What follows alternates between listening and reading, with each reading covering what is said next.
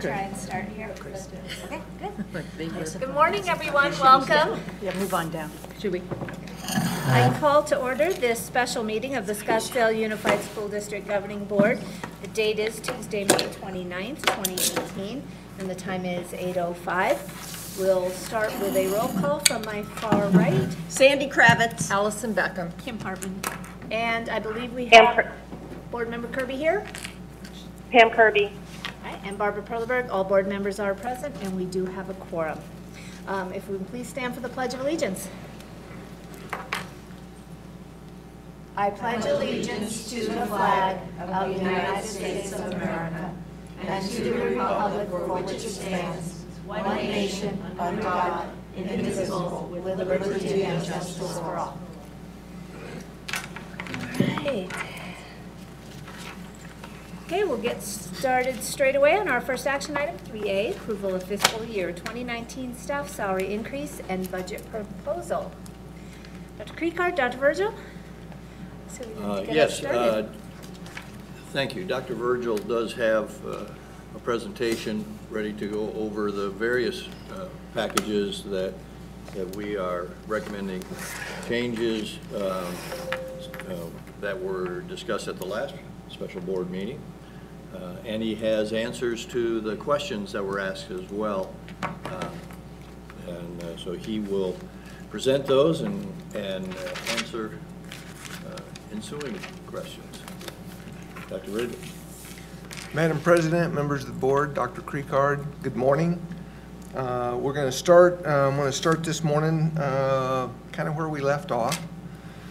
And you had questions on, you wanted to see the positions on the classified salary study.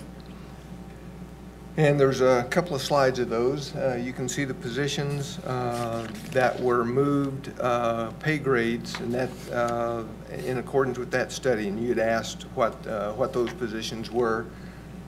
And 1, 2, 3, 4, 5, 6 of them there, and another 6 on this page.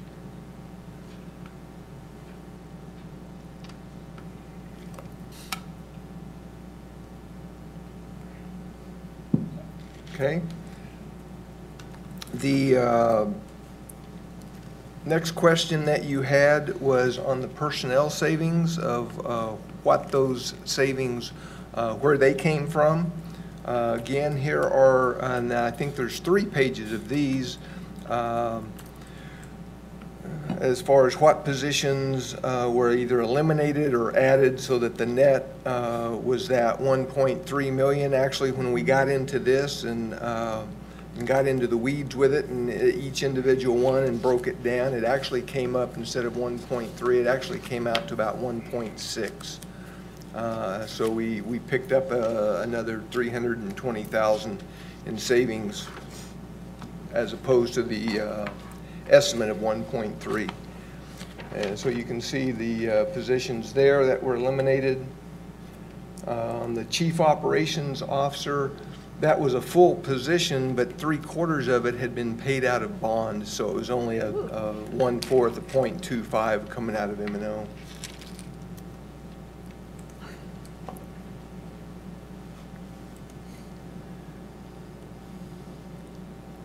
And then there's one more page on, and those were additions of what got added, and then the net was the 1.6.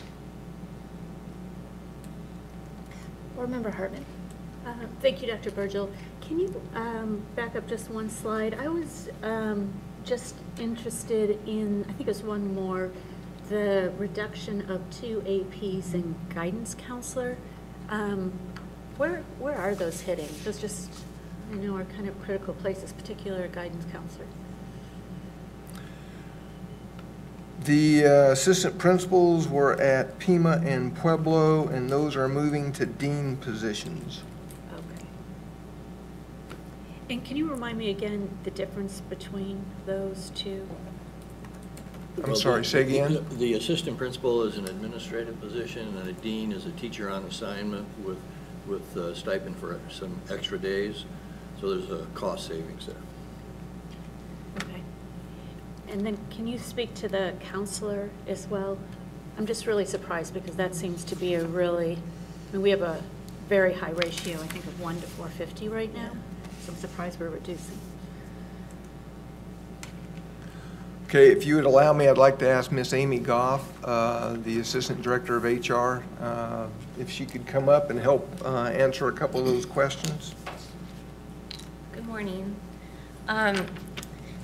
The guidance counselor position, I would assume, was due to drop in enrollment, and a few schools most likely went to a partial guidance counselor rather than a 1.0. I unfortunately wasn't involved in the actual allocation of staffing. I more took over once I was putting people into positions, so I can't speak exactly to that. Okay. So who is responsible for that decision-making, not so much from an AR perspective, but from a student service perspective? Because our ratios are really high in that area. I'm just really surprised that we're reducing that despite, even if there is reduction in enrollment, which, by the way, I think is more in the K-8 versus the 9-12, so. Well, this is President Perleberg, board members. This is, again, part of the staffing allocation process that I talked about last week. And my understanding is that that was done by the Assistant Superintendent for Human Resources for all of the district in like February generally when staffing ratio is done. So they do an enrollment projection and then maintain, unless there's been a study for a change in class size or counselor load, or then they maintain the present one and just dole out the staff according to the number of students at the school. I believe that our counseling ratio is similar to neighboring districts, and not that that's right for anybody, and certainly bears looking into. But the time to do that usually is just prior to the staffing ratios being done, and we look at class sizes and do we have savings, or are there some areas of need, and special education becomes an issue because of students who come in and may have greater needs for staffing. You notice we had a special ed nurse reduction because that student that required that nurse is no longer with us. So all those kinds of staffing issues are done early in that spring. But it certainly makes sense that we do a study to look at counseling ratios and others at that time. So to that point, I really would like a deeper analysis on that, just to add a little bit of context, because this probably precedes you, but the two classified positions that really this board were interested in if we're going to invest additional dollars was actually in security as well as guidance counselors. So apparently some decision was made behind the scenes that was not consistent with at least this board member, but I think multiple board members' direction. So, and it's a parent-driven, it's a student-driven, it's not an HR-driven answer. I think it potentially is a differentiator for our district. So, yeah, that would be great if we could look into that sooner than later. Yeah, and it's more than that even. It's a whole security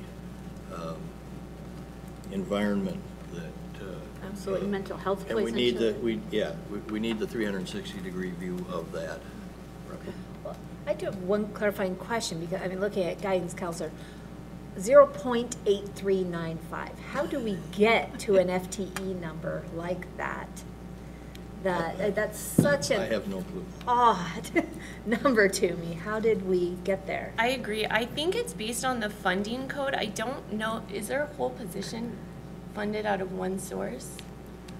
I don't know. It's either the funding code or the partial. I know we have we have a lot of partials because they only do so much in a day. So some of it's funding, some of it is actual what their hour assignment is. So what would that, what's the remaining to make that whole? Would that be 1/6? That is such an odd number. 1605 or something? 16 is around. Right, .1605. Yeah, so 1/6 would be one less high school period. I mean, that's 5/6 of a high That's school. 5/6 of a high school counselor. Yeah. It's so odd how we got there. Yeah. Board Member Beckham. I'm going to follow up with the questions because those were my questions as well. What is the procedure? Let's say, because it was mentioned to me earlier that it's probably due to a drop in enrollment. What is the procedure if enrollment is greater? Now, we've taken into account we're not going to have this expense, but all of a sudden, we do need an additional counselor. Are we prohibited this year to get that additional counselor? Or what is the procedure to hire an additional? For teaching positions, we've been watching enrollment and we've been in contact with principals, and we do have built-in contingency, which you'll see in a second, is how we add those in. For the guidance counselors, I'm unsure to that process, but if we do see a need for that, then we can build in an additional position. It would come out of the same contingency that we have for all teachers' positions. But, yeah. So I guess at this point, we could be assured, at least for this coming up year, we would not drop below the stated ratio that we have for counselors. Correct. And then, as we have mentioned in the past, I think that the direction that you talked about is to do a study so that we can look at actually decreasing that ratio, but increasing the number of counselors. Can you also explain to me the responsibility difference between an AP and a dean? I think someone at the school site might be able to explain that a little better. I know my experiences in schools is sometimes there is an assistant principal and a dean, and the dean is more in training to be an assistant principal, so a lot of times they haven't had experience being an assistant principal before, and that's their building block to get there. Someone else may be able to speak on that a little more, but that's been my experience at schools. That's what I was kind of thinking, which... Dr. Nance might be able to help answer Oh, that. I'm looking in the audience for Good morning. There's very little difference in responsibility between those two positions. The assistant principal is on a little bit longer contract, has more days during the summertime in their contract, whereas the dean is basically working a teacher contract with some extra days added on at a per diem rate. So, but as far as the responsibilities, I don't know that I could give you any at this point. So it sounds like it's more It's of a function of the size of the school.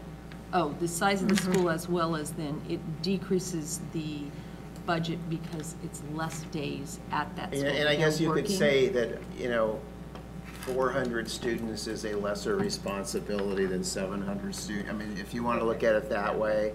At one point, sometime back, HR brought to you some ratios that showed enrollment and who would qualify for an assistant principal position versus a dean position versus a half-time administrative position at the school. And so following those guidelines, a couple of the schools were below that. And when a vacancy opens up, and that's a dean position, that's what we fill it with. Okay, so the reason for going from AP to dean, which wouldn't logically make sense given the scenario that was just mentioned about, the dean's the first position so that you can learn to be an AP, but now we're going backwards. It's really a function of the enrollment at that school. Correct, and many APs come in as a brand-new administrator to that position as well. It's not that we hire APs necessarily with administrative experience all the time. So either of those positions could be an entry-level position. Okay, all right.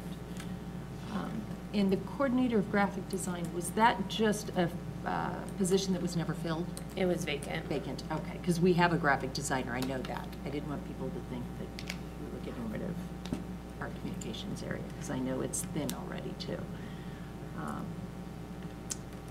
And then is the nurse also a function of enrollment? I believe that nurse was on an LOA last year, so that did not affect the budget. Oh, it's LOA, leave Leave of of absence. absence.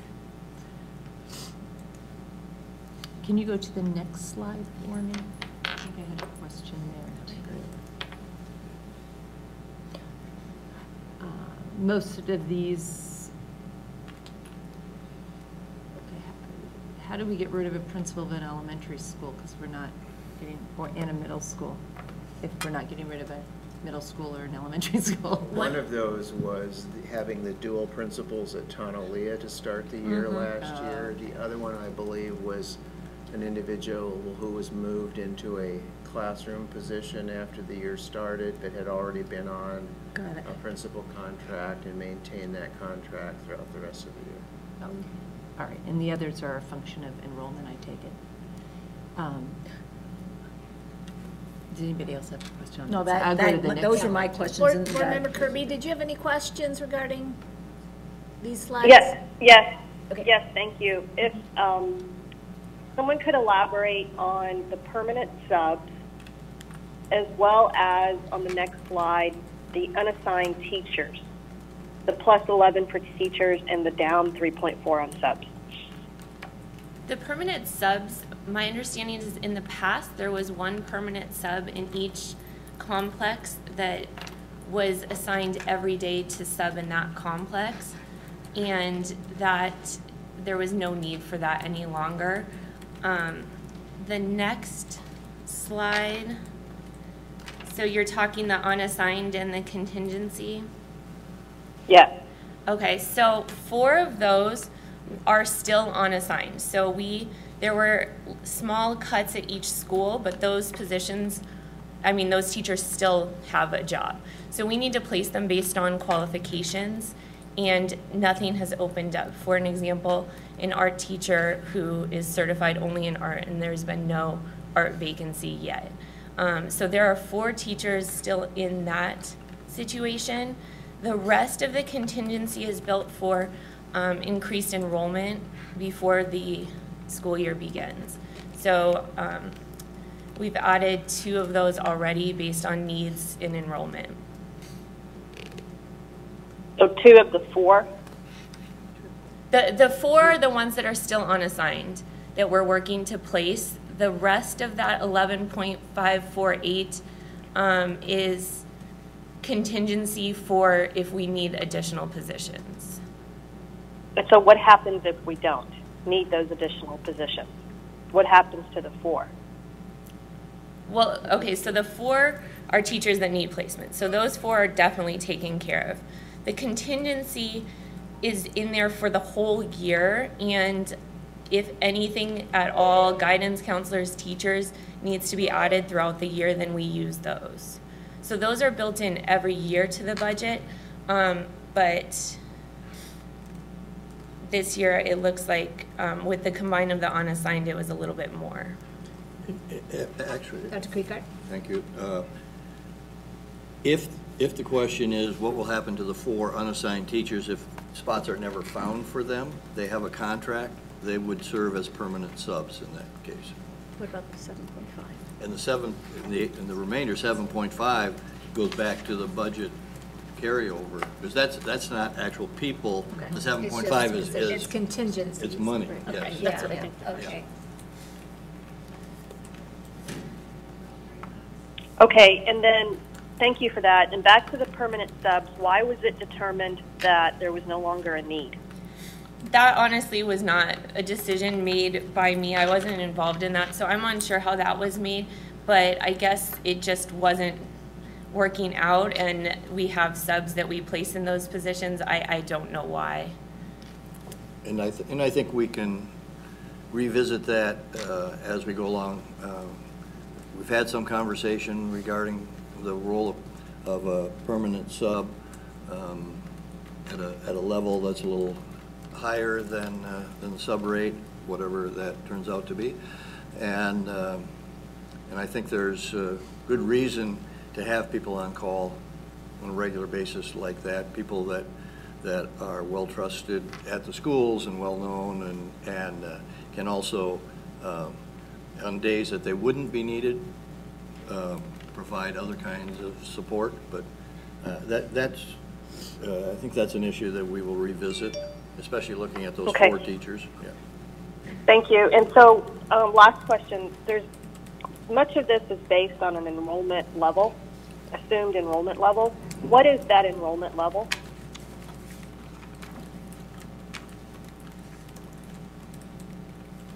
I'm unsure. The enrollment and the allocations happened at the cabinet level, and I was not involved in that. I will get that for the board. Okay.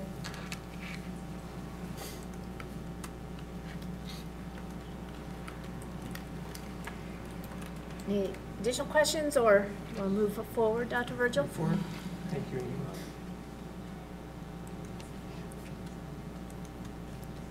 Okay, the other detail I wanted to bring you was the bus driver incentive stipends. You can see this is in addition to the changing their position pay grade, but an incentive stipend, quite frankly, to stem our loss of bus drivers so that we can keep them, give them an incentive to stay with us. Board Member Beckham? Are other districts doing these incentives also, or is this? Yes, they are. They are. Yes. So it just brings us up to being competitive with the marketplace. It makes us more competitive to keep our drivers. I have a question. Board Member Kirby? Dr. Virgil, we've been told in the past that individuals will come to Scottsdale Unified to get their CDL training, and then once they get their license and we pay for that training, and then once they get that, they leave. My first question is that still true today? Or are we still seeing that same trend? And then as a follow-up, if the answer is yes, are these stipends commensurate with the typical timing of when we see them get their CDL and leave? So, for example, if they come to Scottsdale and leave within the first 2 years, is a $100 stipend really going to do much to stem that tide? I do not know the training cycle on the CDLs. I do not know how many of Train Our Own that we have. The incentive stipend is recommended because to make us competitive with other districts. We lost, I believe, five or six drivers to another district who went there for a signing bonus that we lost. That district has signing bonuses in addition to incentive stipends for people to stay. Many districts have incentive stipends to keep their drivers. And I do not know how that relates to the number of CDL trainings that we have conducted versus how many of those that we have lost. Dr. Creekar? Thank you, President Perlberg, board members. I was looking over Dr. Virgil's shoulder at Mr. Jeff Cook, the Director of Transportation, and he was shaking his head no, that we no longer have that issue of people paying for their CDL and then leaving. Is that correct, Mr. Cook? That is correct. Correct me if I'm wrong, if memory serves, we went to the practice of, I think if they leave within a year or two, they have to reimburse us for the cost of that CDL. Is that correct? Nodding his head, yes. Okay, yes. Okay. That's what I remember us changing that Okay. a few years back. Okay, Okay. great. You need eyes behind your head, Dr. Virgil. I need my own camera. Okay, so one last question. Then are these stipends, do these stipends line up with where our turnover is happening? Yes. Because there's a cost to training. And the follow-on question to President Perlberg is, are we actually getting reimbursed from folks who leave? That would be, but is this a longevity stipend, or is this a stipend to try to stem the turnover where it's happening? I look at it as both. I like to call it a loyalty bonus rather than an incentive. But to answer your earlier question, okay, as far as losing them because of the CDL, that's really not happening anymore. And 5 of the 6 drivers that we lost to Madison School District all had 10 or more years of service. They received a $500 signing bonus to go over there, but they also got paid about $3 more an hour. So it's all tied together. So will this totally eliminate it? No, but it will help. Thank you. You're welcome. Thank you, Jeff. No additional questions? Okay. You can carry on. Okay, and that brings us to the recommendation. The recommendation is a 7.5% certified salary increase, and that's based on the 18 salary schedule because we already increased the schedule 0.5%.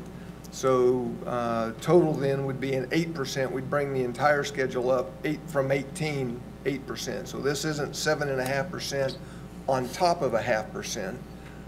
This is so that we have a net total of an 8% increase to the salary schedule to the 18 salary schedule. And then also we had the previously approved 2% increase so that teachers will see a 10% increase compared to their 18 contract. Stipends for individuals at the end of the column, except columns A, B, and C.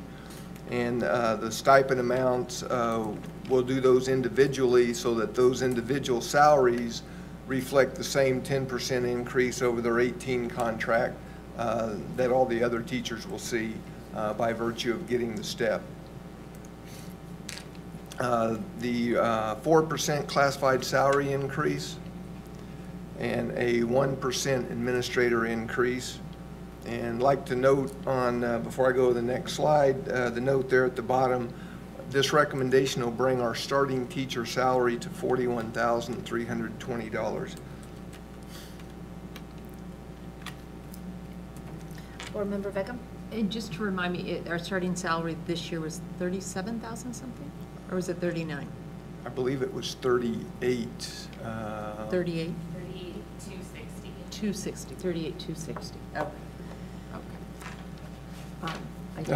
The classified salary study change that we just looked at, those position grade changes for the 580, the bus driver incentive, the bus driver salary increase, which is a position grade change,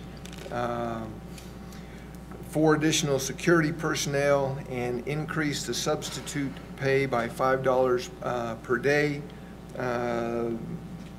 HR conducted a benchmark around our surrounding districts, and I'm using the base rate for subs, and the longer you sub, the more dollars per day that you get, but the base, our base now is $87.50.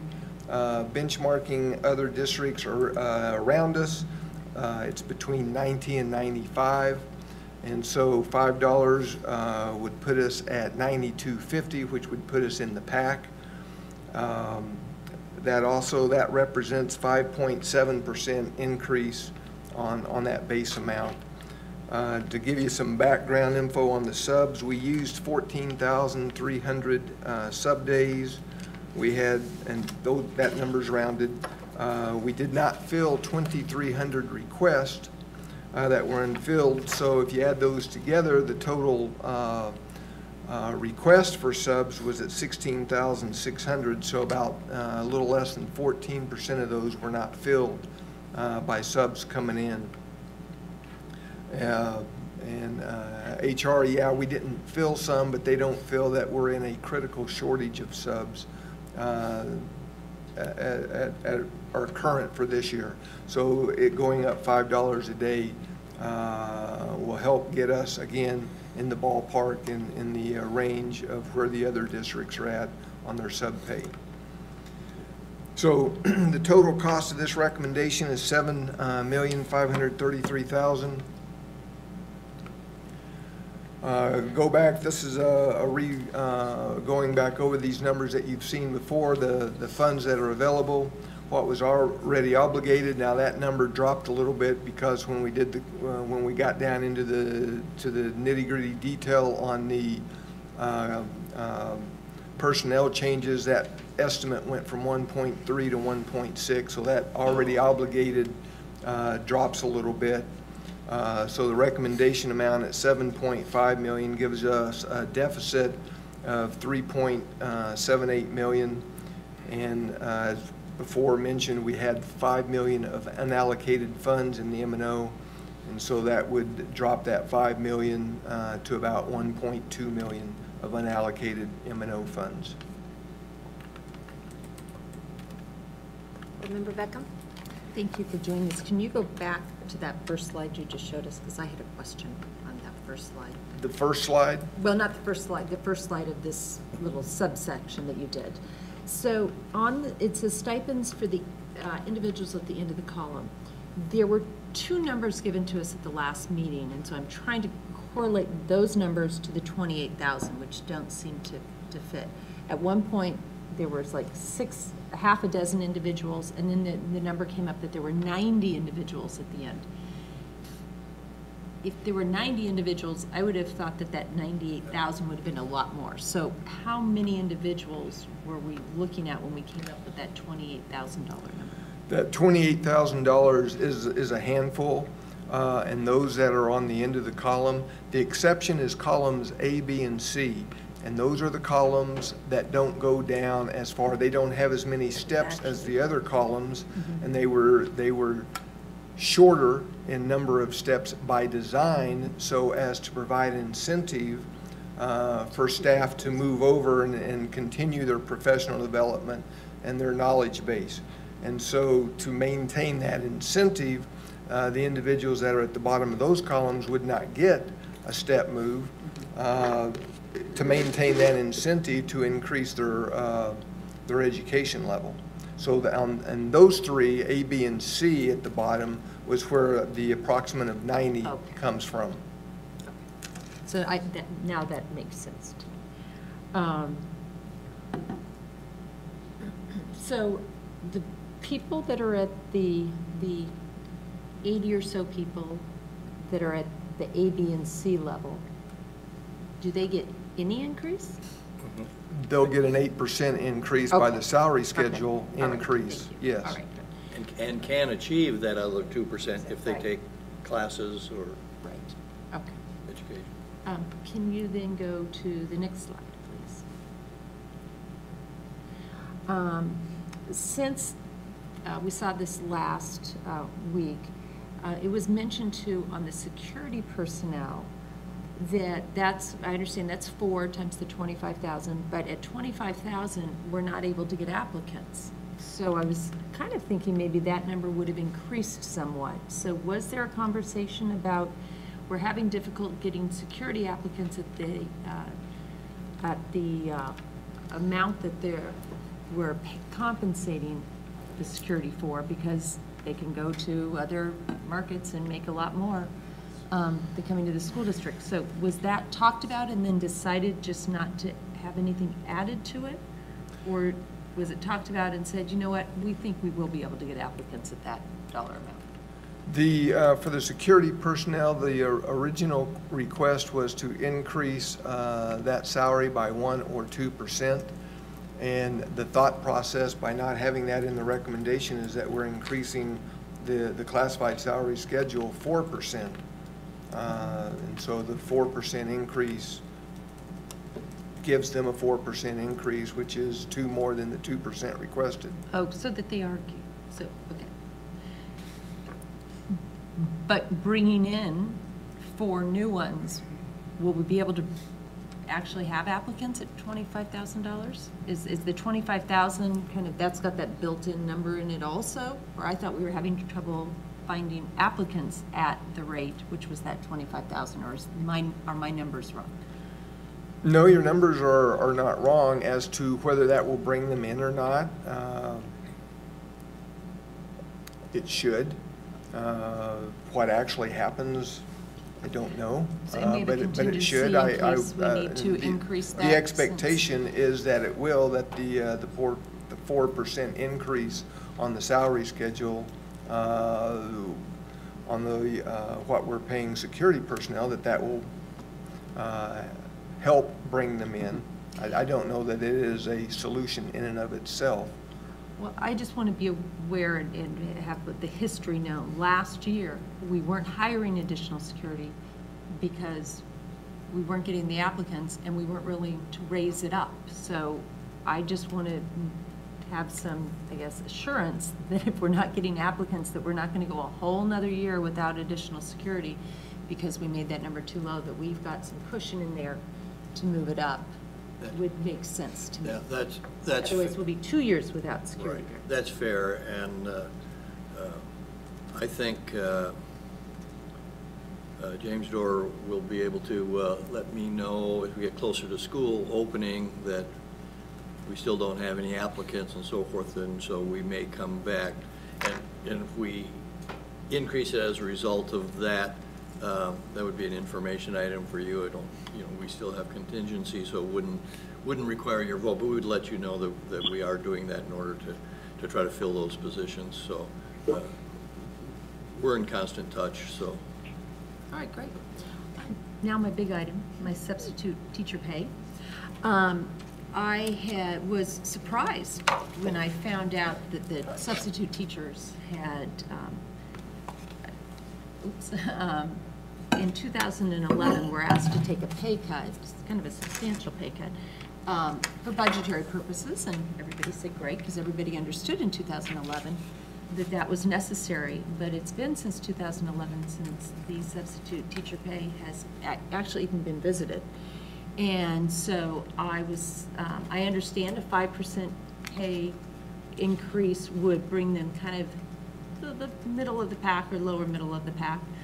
But I really would like to see it go up to maybe the 2011 pay rate, which I think is about, is it $11?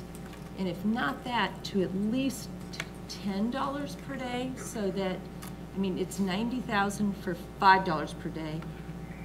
Is it logical to assume if we increase that to $10 per day, that would go up to $180? Or is there, because of the ladder that's involved, it would be more than $180,000? No, because if we were to increase it from 5 to 10, all the spots on the ladder go up, that additional 5, and that's what this is based on. So it would be it'd be a safe assumption to say that going from 5 to 10 would double this from 90 to 180. I just don't think $180,000, given the entire budget and the total cost of recommendation, to bring our substitutes back up to what they were making in 2011, or right about there if it was 10, is asking too much. I mean, I think that we've got some very long-term substitute teachers, and I think that's a true benefit to our students. And they're looking at, you know what, to have a full day's worth of work and it's 8 hours, they're making $11 an hour, $10 an hour is all that they are really making. And what they're saying is it's not making much sense for us to come into work. They don't get benefits. If I'm correct. Is that correct? They don't get benefits. Nope. They have to pay for their own gas. I don't know. It just seems to me it's not asking too much. Board Member Kravitz. Could you just clarify, but if someone is a long-term sub, I'm not quite sure, does that kick in after 30 days? Do they get paid more? You have the... And then with the change in law last year with regard to, I don't know, minimum wage, I don't know if that affects subs in terms of what kind of benefits they get. The sub pay is tiered. Oh, okay. It's tiered, and I don't have the tiers in front of me, but after so many days, after subbing so many days, the dollar amount per day increases, and I think there's 4 levels. So then more days, you go up to the next level, and then after you hit a certain threshold, you go up to another level. But I think every level was cut in 2011, and every level has stayed for the last 7 years at that level. They've had no cost of increase for anything. So really, it's, to me, I know you mentioned it was a 5-point-something% increase, but that's over 8 years that it's a 5% increase, not over just 1 year. So I just really would like to put it out to the board to consider raising that. It's a, you know, if you did it to 10, it's going to be $180,000 to the budget. I mean, an additional maybe on top. Could I ask a question? We'll have Board Member Hartman make have her question, and then you'll be next. Okay, thanks. Thank you. And thank you to Board Member Beckham for bringing this to our attention, because I don't think it has actually been a topic in the past several years that I'm aware of. Couple questions. So I'm kind of interested in that 2,300 days that we noted that they were substitute days, unfilled substitute days. So what exactly does that mean? Does that mean a classroom without a substitute? And it means sharing teachers across? Okay, that 15% is 2,300 days, 15%, I think is a pretty alarming number for a school district. I know it's statewide, but to that point, I think that's validating that there's issues. Can you give me a little background? Because I've got a suggestion, but I want to understand some things first. When we look at our substitute base, how many are kind of recurring, we go back to, there's probably a term we use for it, versus, you know, we see them once or twice in a school year. What's that look like? I do not have the numbers on that. Ms. Goff? Good morning again. Our substitute coordinator has worked on this study, and before this came to the attention of the board, I know she had looked into it because she was very alarmed as well about the unfilled substitutes each day. So to that, she initiated this looking into their sub pay and trying to get them more. As to the unfilled, that's when teachers have to cover. So that's obviously unfortunate to have them pulled away from their preps to cover for substitutes. The question as to, was it? Of our substitute base, how many are recurring, you know, have longevity, come multiple days, significant number of multiple days versus others that maybe just come once or twice a year? We can definitely look into that for exact numbers, and our ASOP system can pull things like that. I don't know that off the top of my head, but I do know there are quite a few substitutes that only come a few days or maybe didn't come at all. And there's some that substitute every single day. But for exact numbers, we can definitely pull those for you guys. Can you share, just anecdotally, getting the numbers would be great, but anecdotally, of our, it's a base of how many substitute teachers do we have? 600? I don't know off the top of my head. I was giving you a number about 400. 400, okay. Do you just roughly, how many are kind of returning substitutes? Come, you know, school knows them, they come, they cover a particular grade or a particular school. Just, I mean, is it over half? Is it? I honestly don't know. Okay. But we can find that out. Okay. I guess what I was trying to get to is, if we have two issues. One, we need to be able to attract a skill set that is very competitive. So clearly it's about, I mean, a significant piece of it is going to be about dollars, because they can go to another neighboring district very easily. Secondly, if they're recurring in nature, I mean, we're extending our SUSD family, if you will, by attracting and retaining talented substitute teachers. So I would think it would be interesting to understand, are they coming back, you know, and we'd want to attract that.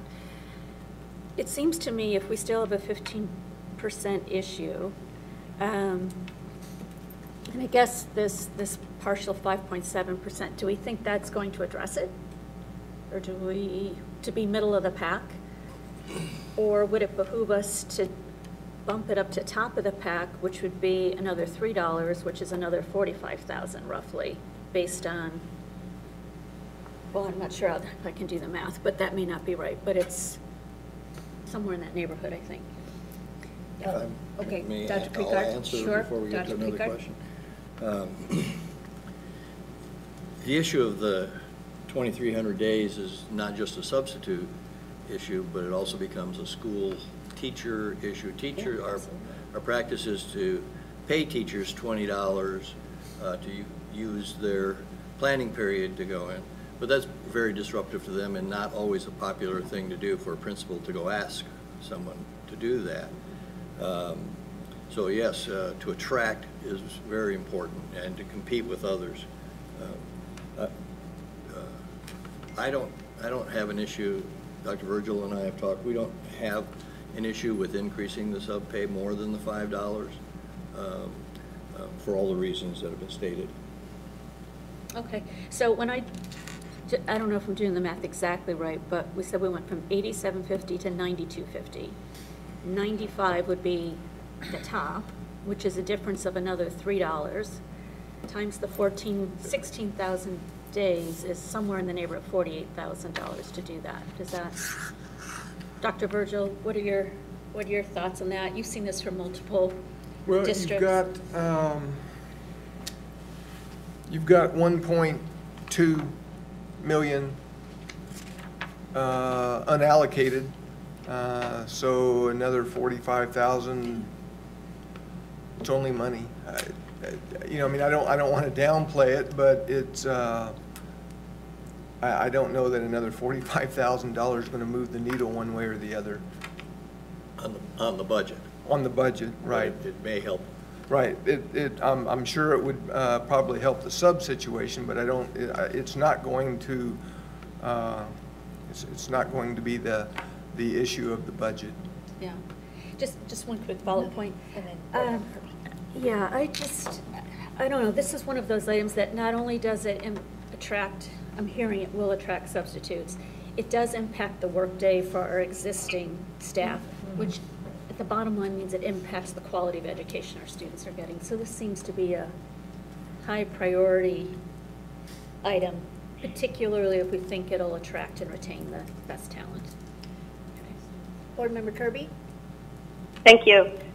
So my comment, please don't take my comments as that I'm opposed to increasing the substitute pay if that's the right solution. And I'm not confident that we don't have that we have a good understanding of the problem. If you remember, we as a board eliminated blackout days for our teachers. I'm not entirely sure when that was effective. And my first question would be, and I guess what I'm trying to say is we need a bit more of a holistic view of this rather than just throw money at it. At the end of the day, we may come back and say, yes, we need to throw money at it. But did we see an increase at all in our available days, substitute days, because we eliminated the blackout days? And if we did, then we need to ask ourselves, do we want to revisit that decision, or do we want to just accept that this is the new normal of days that we have to fill? And then along with that, with respect to the blackout days, what percent of our teachers took what percent of the days? So part of the rationale when we implemented the blackout days, and I never saw this data, that decision was made prior to me coming onto the board, but 20% of the teachers took 80% of the days, of the substitute days, available days. Is that the root issue that we need to address? And so I guess overall, what is our strategy here with addressing the number of available days? 16,600 days. I don't have my calculator with me, and my phone's my calculator, so I can't do this math and talk to you too. But how many full-time equivalents does that translate into? And what do we want for our substitutes? Do we want experienced substitutes with classroom experience, which I'm assuming was that full-time sub? That's just an assumption. I don't know. Or are we looking truly for people who want to come in and make, divide $90 a day by 8 hours? That's kind of barely minimum wage. So what's our overall strategy? So I just I feel like I missed one. This was, again, thank you, Board Member Beckham, for bringing it to our attention.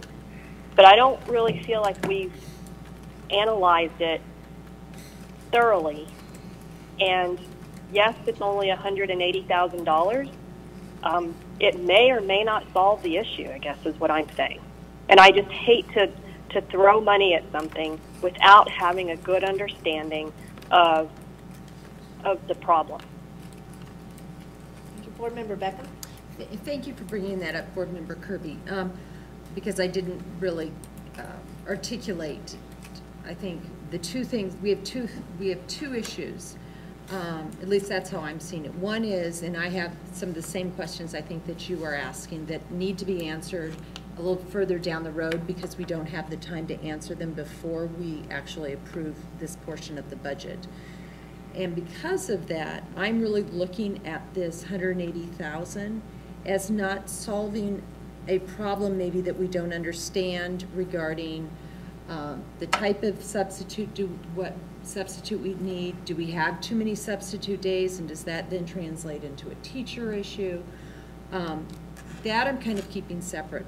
What I'm looking at really is making substitute teachers whole again from a cut that they were given in 2011 and then never addressed in the past 8 years. One other item that has to be mentioned, besides having the day rate cut, they were also cut the $20 if they stepped up and did a planning period in addition to their day rate. And so there's more that they lost than just the day rate. And I haven't even addressed that here because I kind of was thinking, okay, let's look at the day rate first. And this year when we go back and we look at maybe do an analysis of those questions that were just brought up, we can also look at that $20 because right now, as I understand it, that's being paid to the teachers as well if they cover that period. So I'm just looking at it truly from a cost standpoint and bringing them back into what I believe is fair, and that is raising it, you know, the $180,000. So I'm not looking at it as money being thrown. I'm looking at it as really just reinstating what is a fair rate at this moment for SUSD as well as the marketplace. Board Member Hartman. I'd like to make a proposal because I think this discussion is a really good discussion, and that is I do see it as two different. You know, there's two different components to this. There's one just to make us baseline competitive, and then there's the other side, which is what's the analysis behind it, a little more strategic view of how to attract and retain the best. So my proposal would be, as opposed to the 180, if we just increased it another $3, we'll be at 92. We'll be at 95.50, which will be competitive, top of the local neighboring districts, and that will only be around $48,000. So what if we can agree to $48,000 now, just so that we can be competitive? On top of the 90,000. On top of the 90,000, yeah, that'll just get us to 95. At least that's where we're at in the marketplace, and then a little deeper analysis to understand what do we need to do to be more strategic. So that would be my proposal, and then in answer to Board Member Kirby's question, I did do the math, and that's equivalent to about 75 full-time FTEs, which is equivalent to about 5% of 1,500 teacher base. So, you know, it's a sizable amount of work commitment that we're looking at. So I think it really does underscore getting competitive first and a deeper analysis. So that would be my proposal to fellow board members. Okay, Dr. Precard? Thank you. President Perleberg, board members, I agree that the $8 would be money well spent, I think. And regarding the $20 for the extra class, that's not even a budget issue because we're paying it one way or the other. And I don't see, to help the school level, I don't see the problem in offering that to the substitutes rather than a teacher. I mean, because we're paying for it either way. And if we can relieve one other minor source of irritation for the teachers, as well as benefit the substitutes, we could do that. Board Member Beckham? I appreciate you bringing that up, because at the $8, I couldn't approve that, because I just feel it's fair to come up to the 10, which is still, I think, a little bit less than the 2011. But we can still do that after the analysis next year. Okay. So, but I appreciate that additional 20, because I think that really helps coming in. And so as long as there is an intent to really look at making them whole in the following year, that is something that I could support. Dr. Creekard? Could I mention, just for clarification, that the dollars that go to teachers for covering classes only happens at the secondary schools? That does not happen in the elementary schools at all. So there is no compensation for elementary teachers who cover classes. Oh, okay. So there would be an Another additional reason to pay the cost then for subs. elementary if we added that fifth, sixth. We hear that quite often. Sure, sure. That could The one increase the possibilities. The one comment I have is more of a hesitation to look at it from an angle of, well, they were here in this year and we make them whole. There's a lot of conversations in our district about, you know, our staff being made whole and going back to certain days. I don't know how productive that really is. I'm much more comfortable looking at the market where it is now, making sure that we are competitive, and I completely agree that we need to take a hard look at our strategies, one as a district, to at least minimize our substitute costs as much as possible, and also make sure that we have quality substitutes when we need them. So, but I'm just hesitant to use kind of come at it of, well, this is where it was and we need to make this staff whole, because I mean, we know we have a lot of teachers that look at the time of the recession, and we're not able to make them whole in that sense, because we don't have those dollars being infused back in to go back to level. It's just, I don't think it's tremendously productive to come at it from that angle. So that's where I'm only comfortable today to discuss, you know, what might put us towards the top of that market rate today. I have a question or Board Member comment. Kirby? Thank you for that. I agree, and I appreciate Board Member Hartman's go-forward strategy.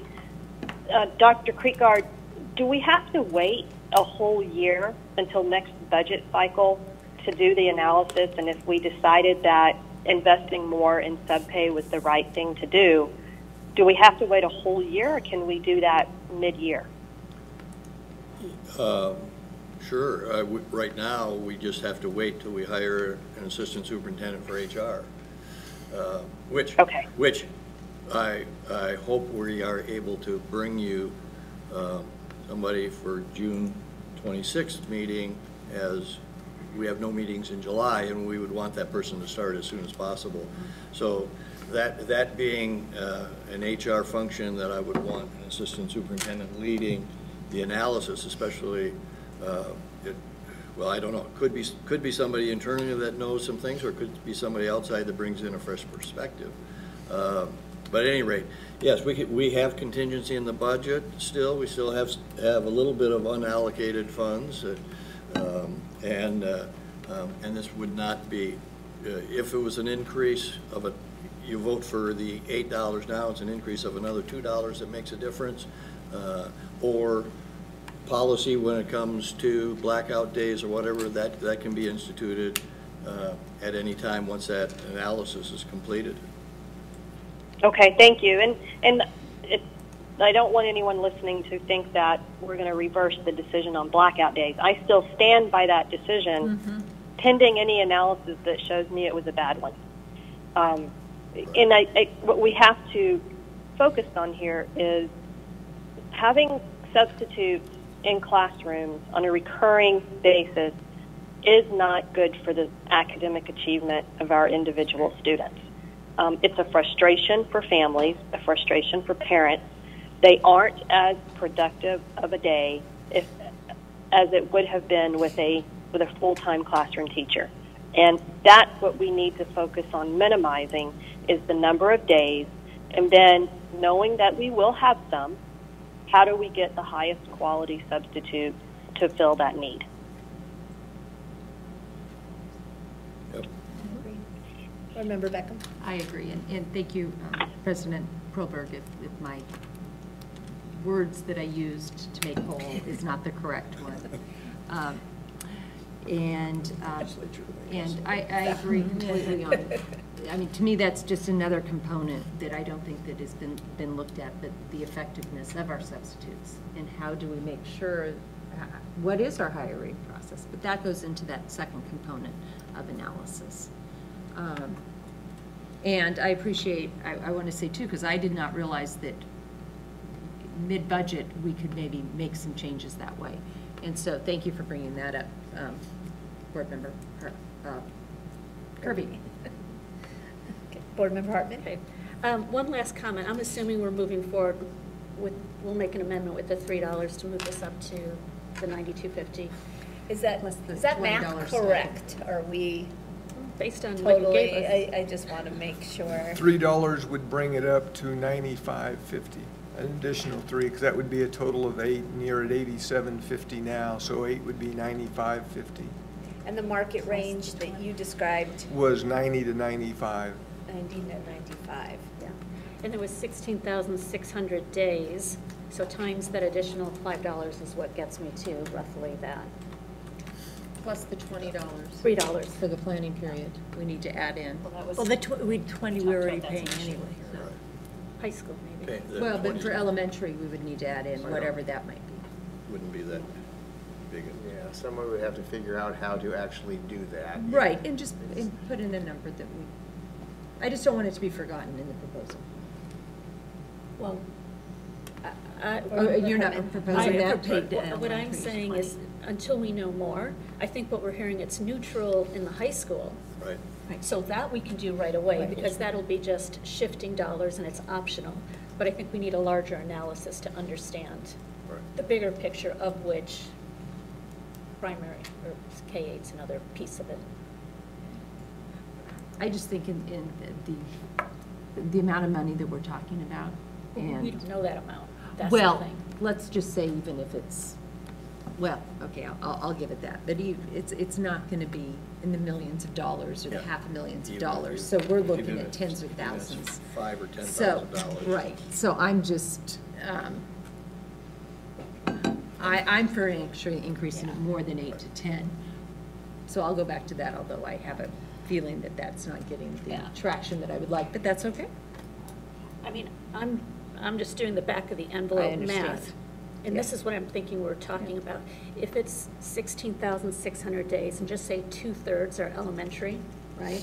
K-8, but just say, so that would be roughly 12,000 times $20, right? That's what we're saying, $20. Well, It's hard to know, because you don't know how many there are. I would just, it's a big question mark. It's just not a lot And the of hope money. is, by increasing our sub pay, that we will attract more subs and we'll have fewer uncovered days. Right. And so, but that, again, is a hope. It's hard to budget on a hope, I know. Yeah. But we do. But that's the intent. Yeah. Board Member Hartman. Okay. I think we are getting closer to agreement, so I'm glad with that. I also just wanted to acknowledge that I appreciated this board and the staff's, administration's patience in delaying the vote from last Thursday to today, because I think it did exactly what we wanted it to do, was to provide input and another quality check by key stakeholders. And my takeaway based on these 4 days, I mean, I think we received absolutely zero input from our certified staff, which only means affirmation, because we hear in the opposite direction. So I feel very good about what that tells us about our decisions on the 10%. With respect to the classified, last Thursday, I actually did ask if we should look at 4% versus 2%, because it was, every percent was $248,000.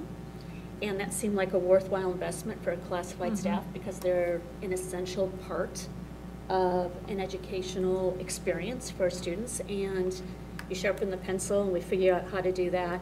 And then it also provided us and we actually got feedback from the classified staff on this point. And my understanding is they're very satisfied with this proposal, so that seems like a win-win.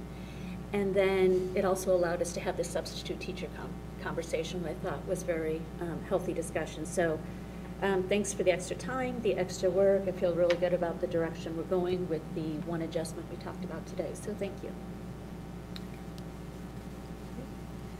Board Member Kirby, did you have a question or comment? No, just Hartman hit it right on. She's spot on. I think the process worked well, and I appreciate over the weekend and last week the extra work to put to get us to where we are.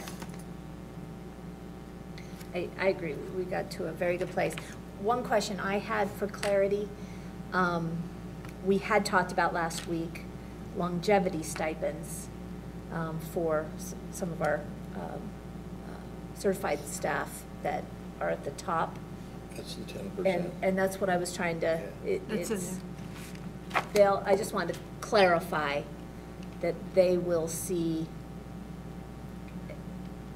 That's an the increase. second bullet, the stipends for the individuals that are at the end of the column, except for columns A, B, and C. Okay.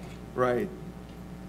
That those individuals, and there was only a half dozen or so of those, Okay. that we would give them a stipend, and I didn't put a specific amount because they're in different areas, but we would, because there's only a half a dozen, it's easy enough to figure one for each one of them individually so that their total increase matches the 10% increase that all the other teachers are going to Okay, get. so that's where that is, and those individuals receive an equivalent of a 10% stipend.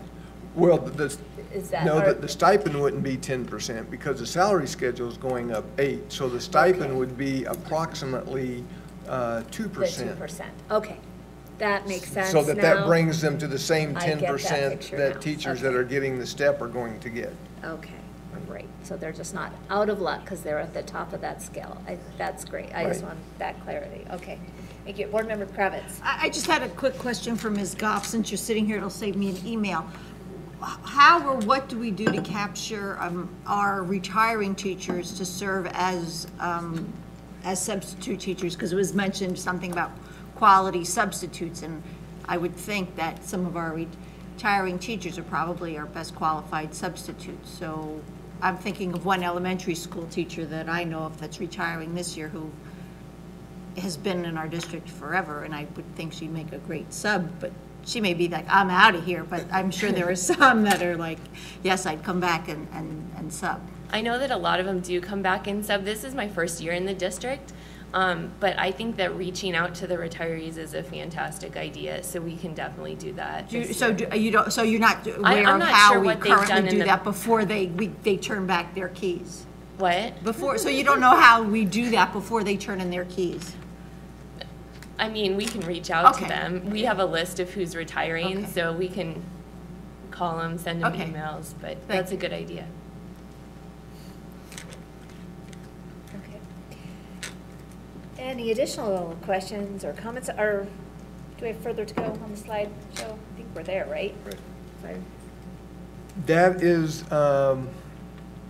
that's the last slide for M&O. We've still got a couple on capital that we need to address, but that's the last slide on M&O.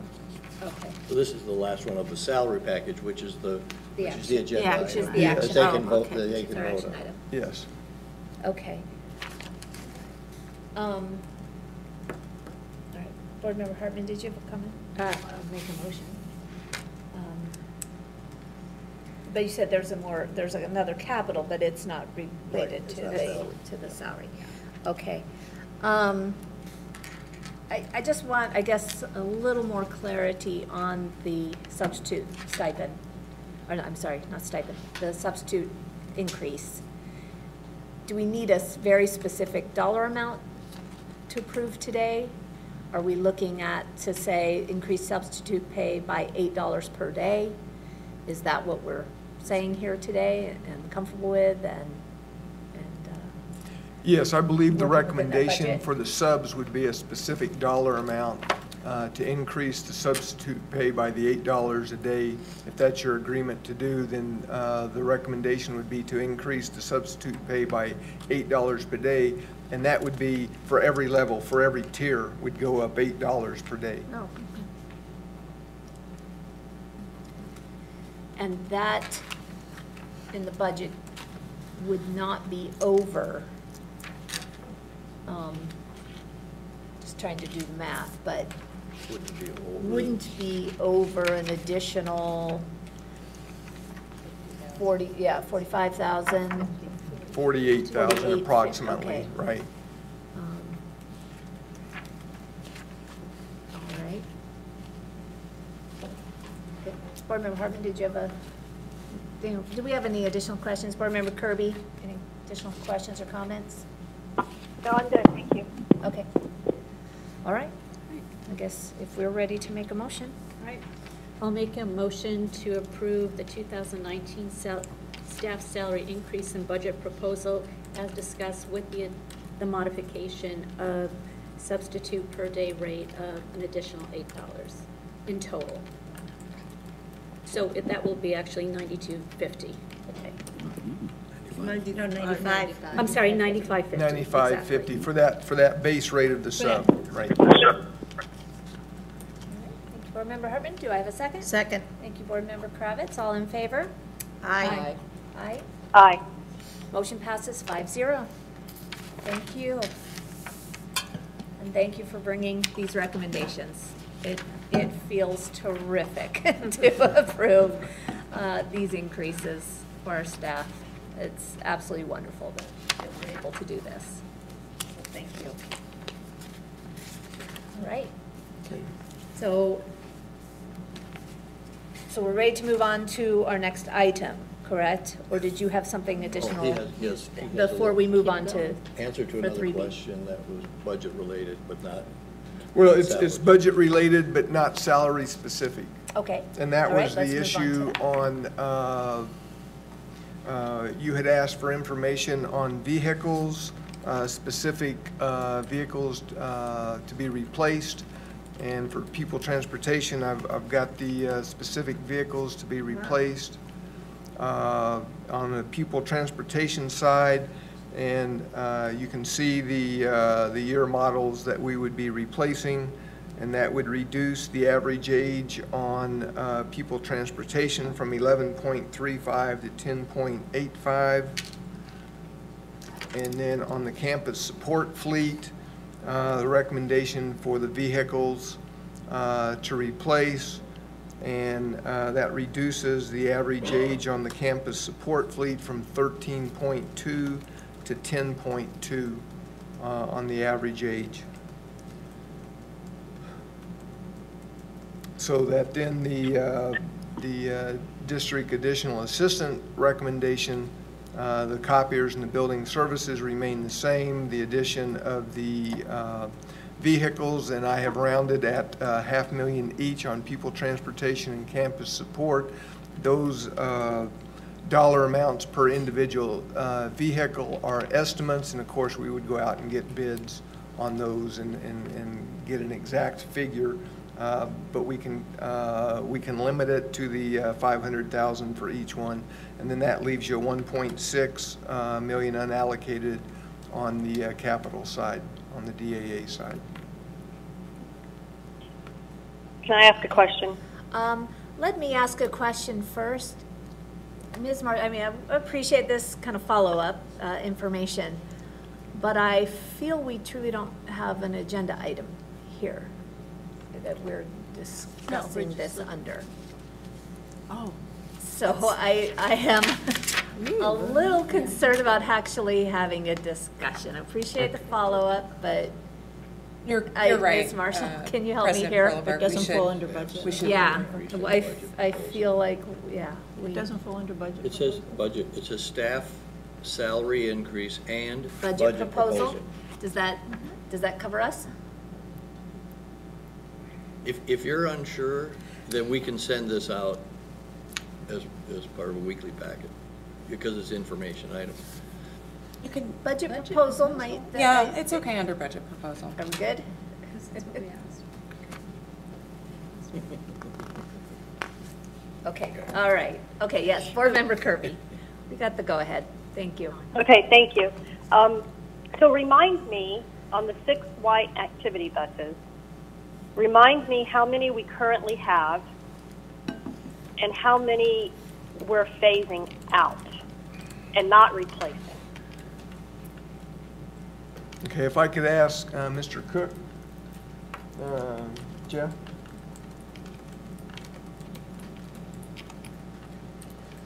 We currently, I believe, have 28 of the AB white buses. And as far as the number phasing out, I haven't decided to phase out any at this point. These ones, I believe this slide was actually wrong. I think it was 2001 or 2002 year models that we were getting rid of. Okay. I may have This was- given right. you, wrong Yeah. information. But so the initial ones were to replace these old ones, and then we would look at the utilization of those and whether, as we further go on with those other 28, whether we would start decreasing the size of the AB buses as well, like we have with the yellow buses.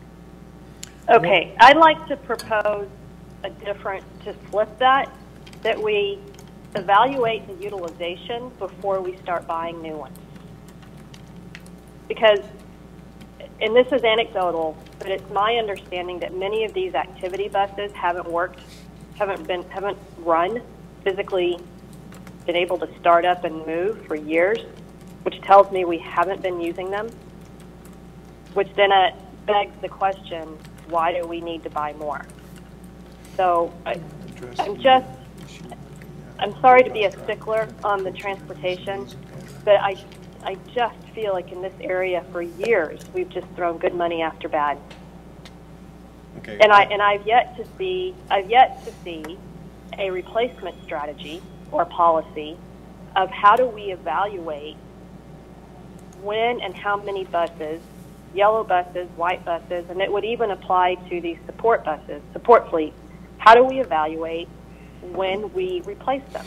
Is it solely, this analysis would lead you to believe it's solely based on the year of the model. But other factors come into play. For example, maintenance costs, mileage.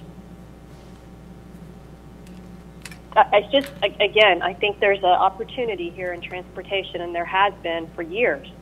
So, Mr. Cook, this isn't a reflection on your work. You've brought us tremendously forward with respect to route analysis, but on the asset side, there is no holistic strategy to manage our assets in the transportation area that I have seen. Okay. I agree with many of the things you said. We absolutely need to look at utilization as well as the maintenance costs and all the other things that you referenced. I do disagree with you that these buses have not run for years. That is not true. They are used. They just don't get a lot of miles on them. We are starting to, by necessity, have to use those AB white buses more frequently. Because of the lack of bus drivers to cover things. So a lot of the smaller high school sports trips are going to be going in these AB buses. And again, these, I believe the ones are either 2001 or 2002 model years that we're looking to replace here first. And do they have a lot of miles on them? No, they don't, because they're used somewhat infrequently, but when they are needed, it's either that or hire a charter bus to take these kids, and that's extremely expensive. So does a more thorough analysis need to be done of the white fleet? Yes, I agree that we should do more analysis on that. But the bottom line is we still got almost 20-year-old vehicles here that we're telling coaches to take these kids in. And do you really want to continue running those vehicles that are approaching 20 years old? So that's a decision the board has to make, and I agree, you need some more data in order to make good decisions. But I was asked to try and start updating the White Fleet as well, so that's what I was trying to do here.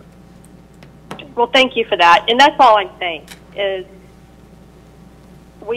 well, I can just speak for myself. This board member needs more data. And my frustration, again, is not with you because you've only been with us a short while. I've been asking for this kind of data and analysis for 7 years. Okay, well, I got my marching orders. I'd be happy to start working on that for you. Thank you. Any other questions or comments? Well, I'll just say I Board Member appreciate Board Member Kirby's comments because buses have seemed like a big black hole of, we ask the community for money for buses, but we don't, as she mentioned, have a holistic idea of why we need them, what exactly is going on, and I get the idea of we need to replace them on a regular schedule, but we also need to understand how our buses are being used, and especially the maintenance and the mileage issues, I think would help our community understand why we're always why we're always asking them for more money for buses. So I think that will be helpful to help clarify the whole bus issue. Thank you. Can I add one more thing? Yes, Board Member Kirby. Mr. Cook alluded to this. We have to look at our assets in conjunction with the drivers because we just invested in trying to, well, we just approved an investment in increasing and retaining our bus drivers.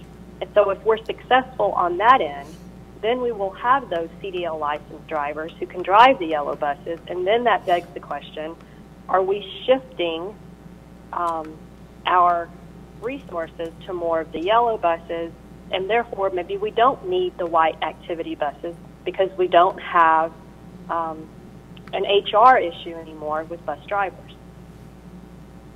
That is, again, that is more of the holistic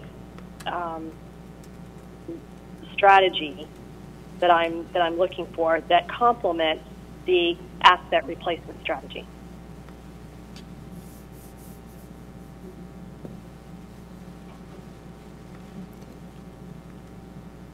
Right, any additional questions, comments?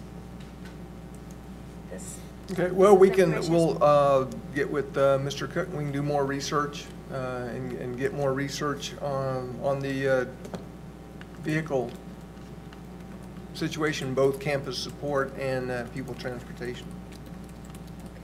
Thank you. Thank you.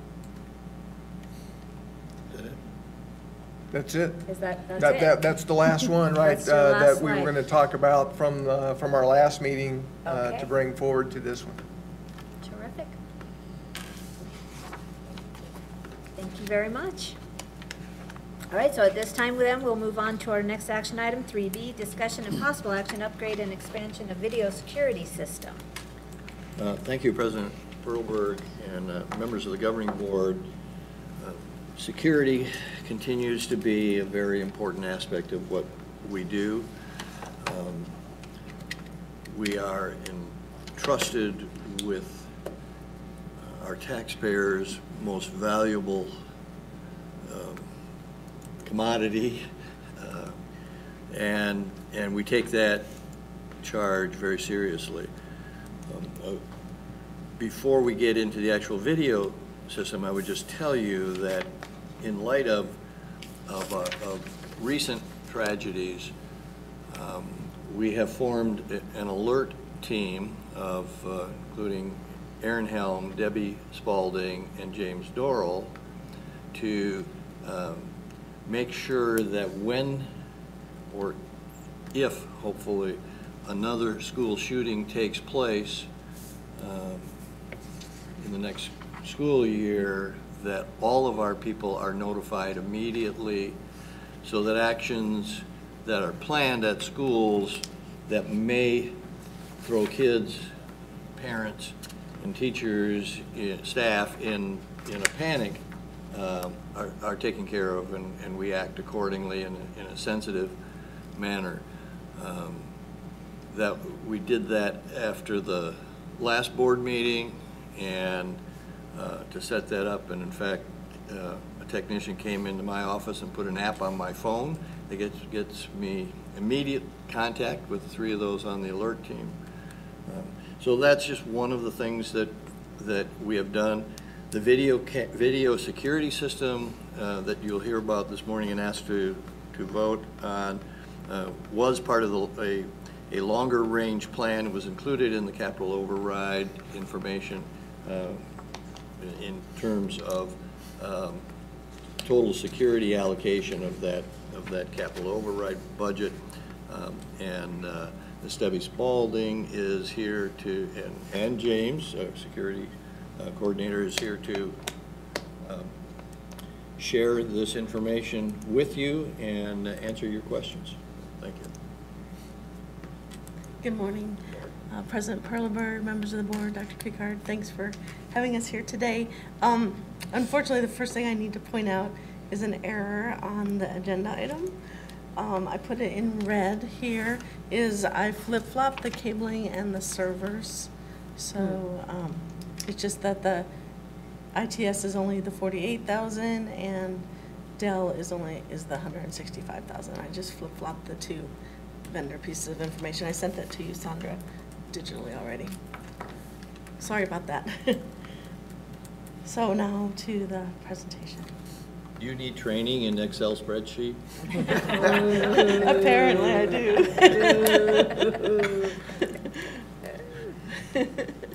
But hopefully I'm better at PowerPoint.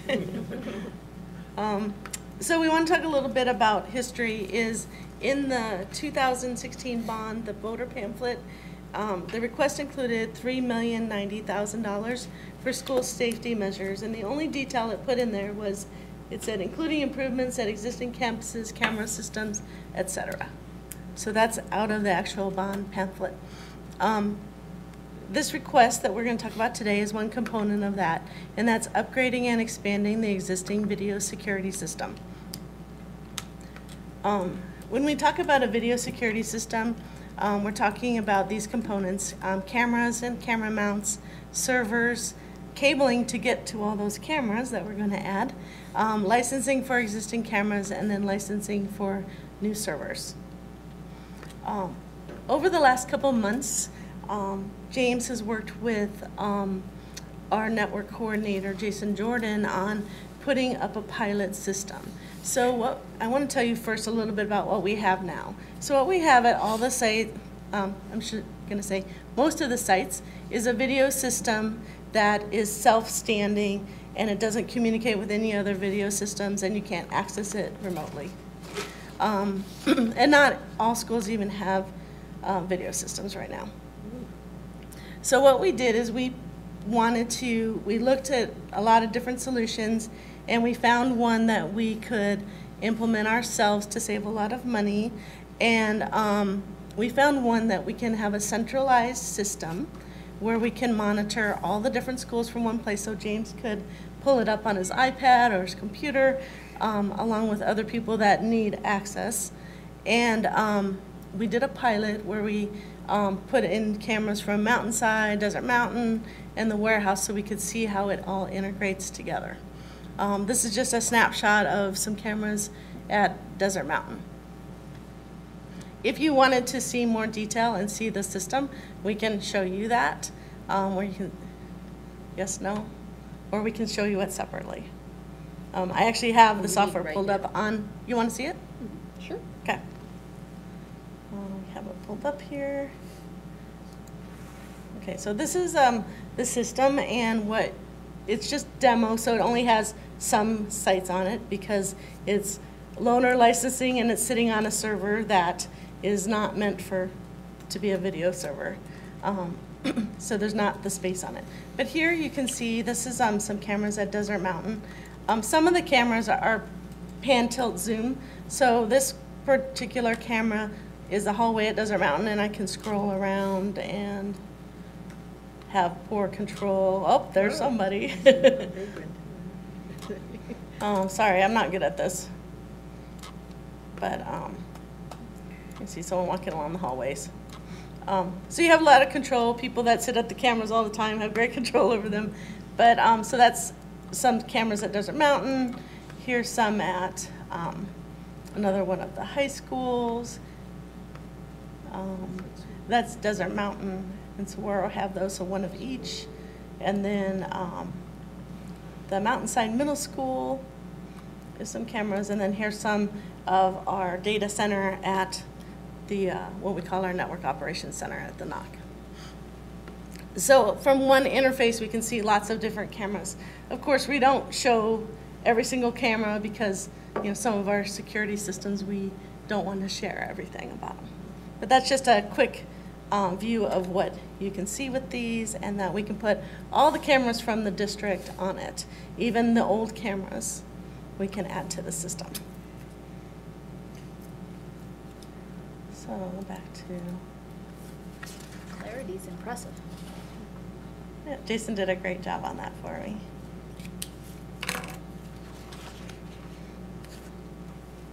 So what we want to do is we want to implement this system district-wide. And we've broken this down into 3 different phases. The first phase would start immediately in the next week or so. And what we would do is we would start with the K-5 sites, the K-8 sites, and the middle schools. And what we would do is we'd build a new video surveillance system at each site. So we'd implement a server at each site which will store the video. And then we'll add 189 new cameras throughout those sites. And then we'll also move 139 existing cameras into the new system. So at the elementaries and middles, we'll have over 300 cameras on one system. And then phase 2, we want to start for the next fiscal year. We'd like to start, so we're going to come back really soon. We'd like to start in July on this so that we can get all the cabling done at least, because cabling is a lot easier to do when school's not in session. And then we'll start adding all the high school sites and the support sites. The support sites are sites like the warehouse, transportation, and other sites like that, Apache. So in those, same thing, we're going to build the sites, add 69 new cameras. So at the high schools, we already have a lot of cameras, and so there's less new cameras to add at those sites. And then we'll move 269 existing cameras over to that new platform. And then the third phase we're hoping to do in another year or 2, and at that point we'll replace all of the old cameras and move them up to next generation cameras. So those are our 3 phases for the project. The pricing for all 3 phases is the first phase is $323,000, second phase $193,000, and then third phase of replacing all the old cameras is $320,000. So overall, it's a very large project of over $800,000. For the first year, we wanted to use the $256,000 that was specifically called out in some media that was sent out to public. It wasn't in the voter pamphlet, but there were some flyers sent out about the bond. So we wanted to use that $256,000, which was for 256 cameras. So we wanted to use that, and then since there wasn't enough money to do the whole project, to pull another $67,000 out of the IT override. So that's what we wanted to do for this year for funding. And then next year, we wanted to take some out of the regular capital. We worked with Dennis on that, that he does have funds available for us to take some capital from facilities, and then we'd like $100,000 out of the FF&E override, and then the remaining funds we'd take out of the IT override. And then the third year, by then we'll have a lot more detail on the bond budgets and what we're spending at all the sites and what we're spending on the life cycle projects. And so by the third year, we're hoping that we can use all bond money. But we're too far away from that right now to have that full budget. I know that we're trying to do a lot of studying on the bond and what's allocated where. And so we need more data, I think, to allocate that third. But without that third year, we still will have a full system that's all integrated and working together. It's just replacing older cameras is the third year. So any questions or comments on this? Board Member Hartman? Thank you, Debbie, for the analysis. Really appreciate it, and James as well. Can you walk me through a little bit? My understanding based on this presentation is that the servers are actually on site. Can you walk me through kind of the logic behind that versus cloud-based, and how does redundancy work? Because if there is a situation, how do we have backup to the situation, particularly from a centralized perspective, a NOC or SOC perspective is where you're really going to want to see how it's happening. So how do we take all of that into consideration? Okay, so with our servers, we would have one per site. The idea here is that we will have server storage space for backup, for storage of the video for 30 days. And so we actually have different size servers at each site. The reason that we want them local is we don't want all that data traffic flowing across the network all day because it will take up too much of our pipe. We actually had one vendor out and he's like, oh yeah, we're just going to put it across, we'll just have it all centralized at your data center. And I said, okay, well, how much bandwidth do you want?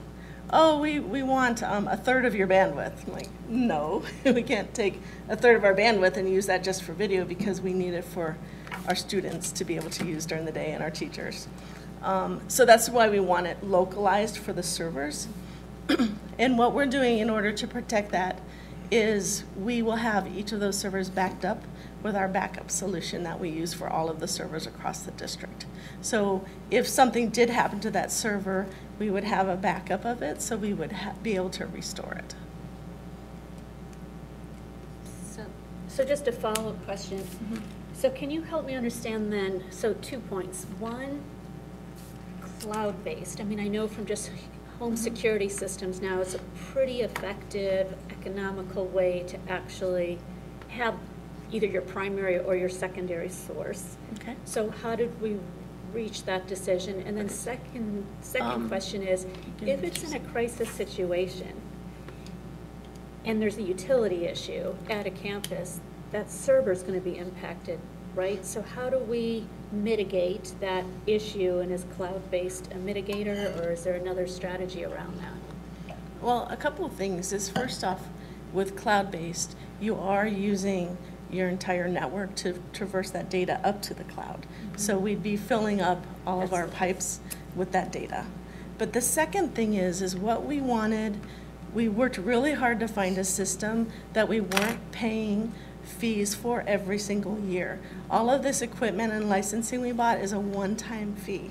And so this system's not going to cost us $500,000 every year to keep up. And when you go with the cloud base, you pay a maintenance fee, a monthly fee. And so we were trying to stay away from that. Is the biggest reason why we didn't go with cloud. Is when you do that, and that's also an M&O fee as opposed to a capital fee. And so we really always try to minimize our M&O fees with the IT stuff. And do you want to say a little bit more there? And Madam President, Board Member Hartman, from the perspective of an emergency at a site, assuming the emergency is not a power outage situation, which in and of itself is the use of the cameras may not be of any assistance anyway, it's a power outage.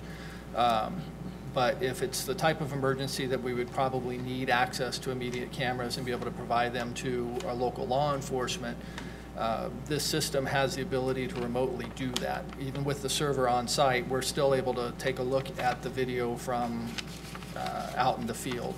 So it's not something that we have to physically be on site to view.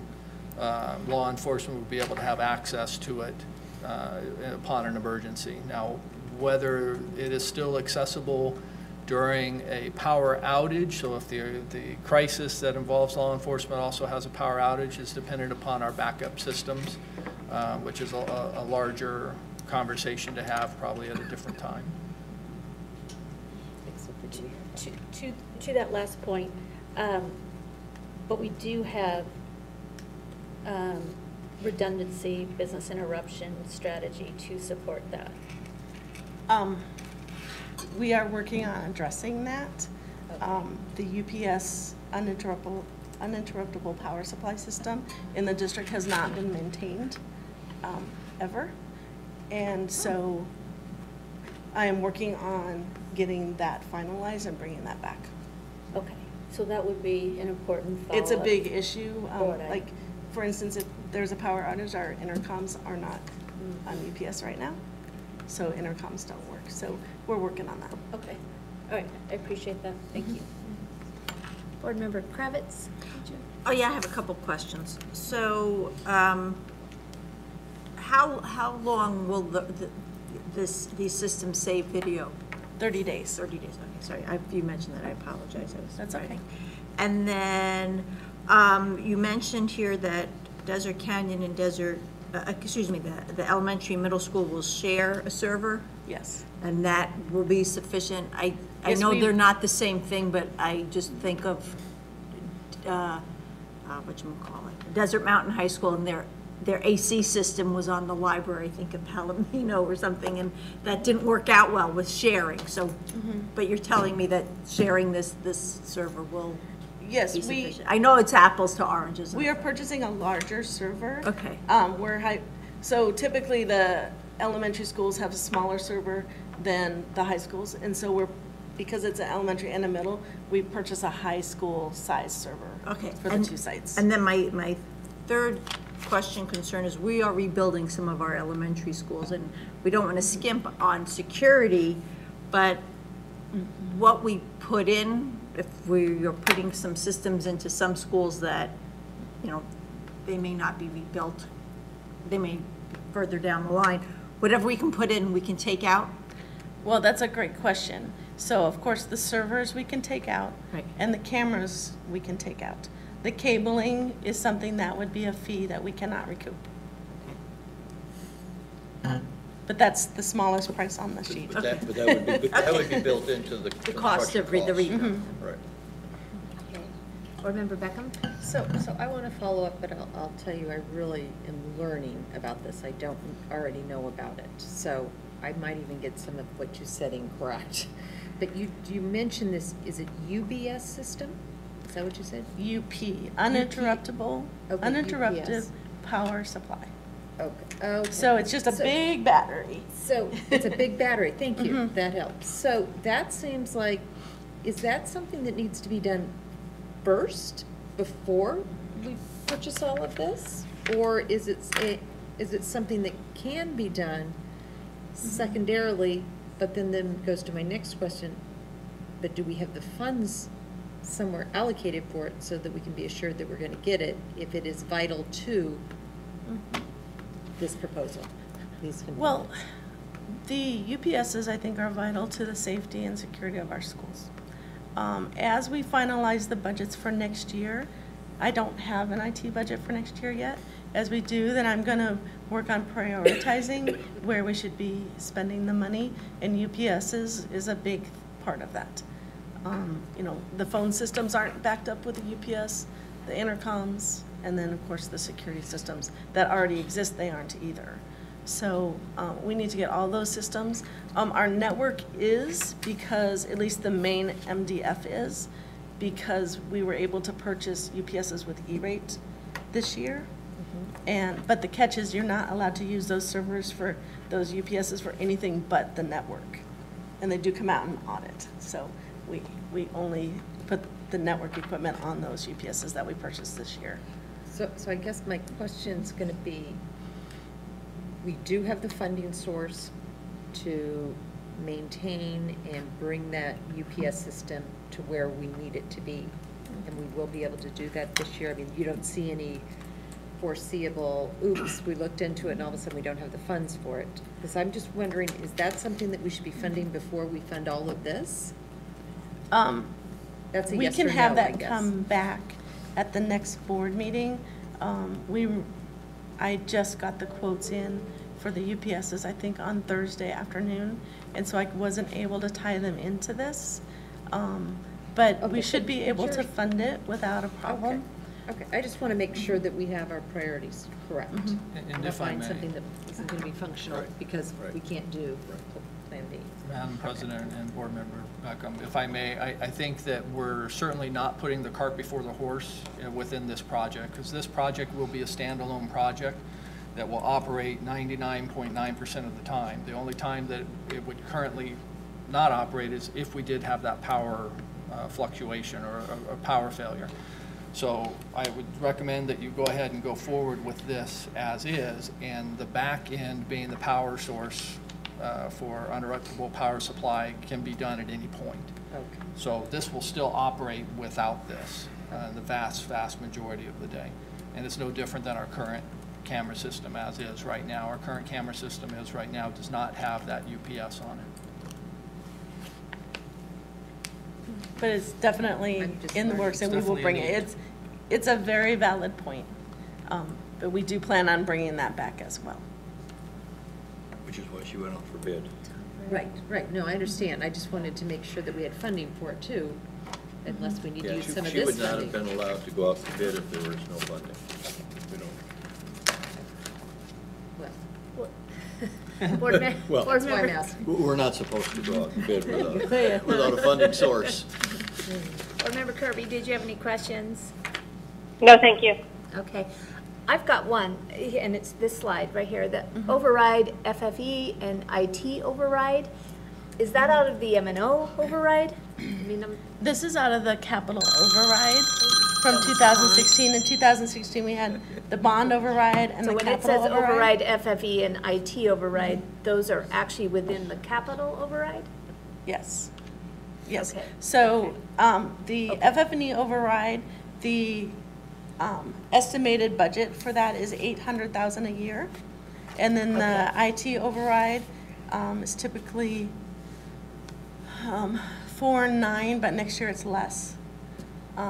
So between those two budgets, we just try to pull someone out of each of those. The FF&E override is for furniture, fixtures, and equipment. So this does fit in that criteria. Right. Yeah, I'm just trying to put it in place with, I mean, we have the capital override, so. It's definitely part of that. So exactly. So when you have it in this, on this slide, you have capital override.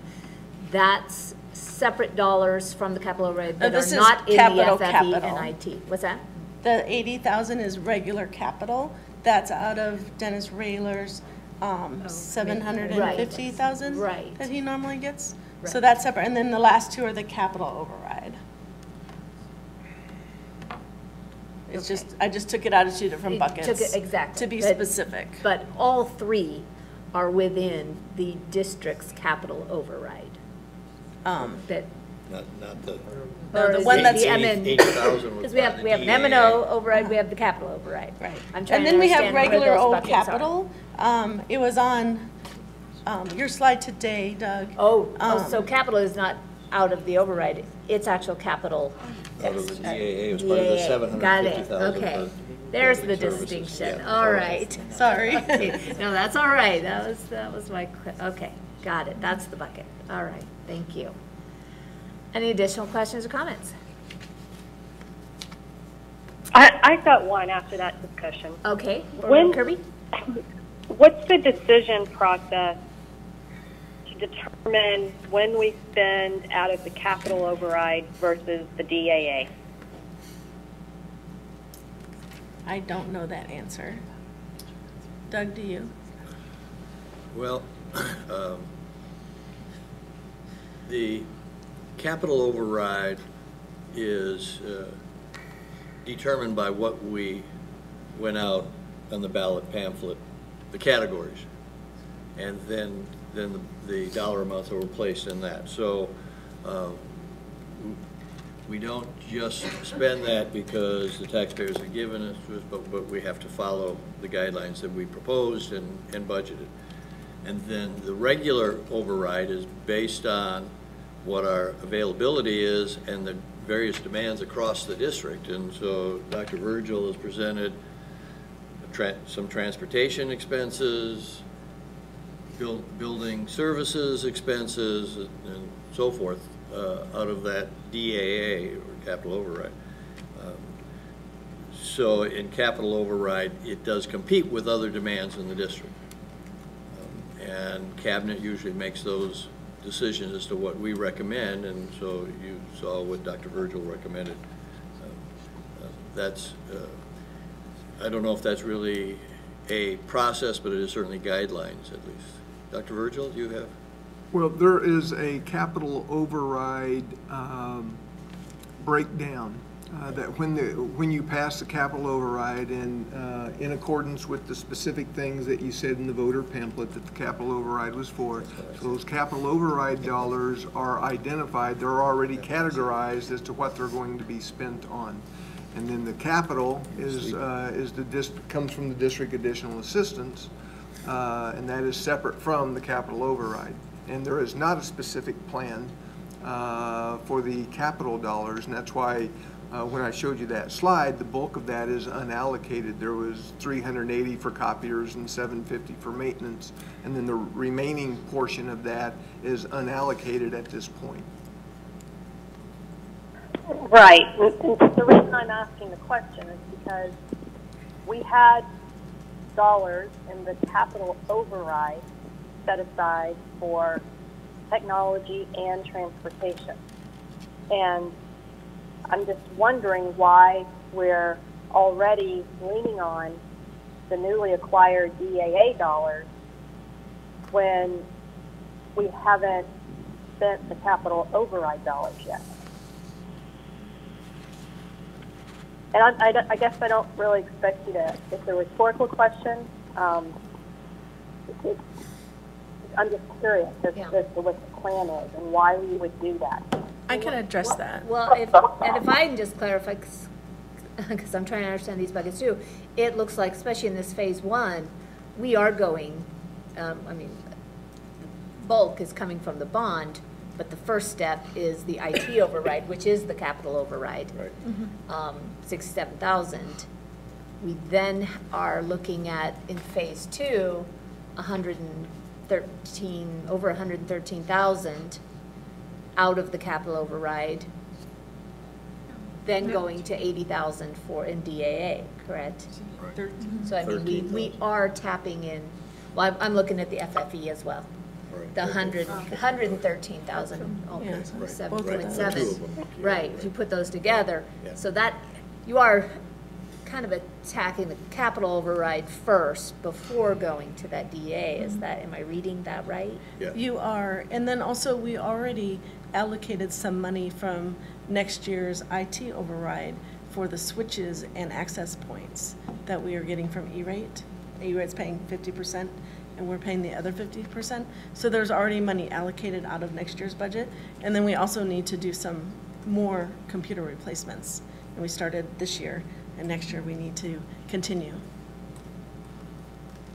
So I don't want to give too much of the IT budget up yet, especially since it's not even been officially given for us for next year. So I put the smallest amount possible in there.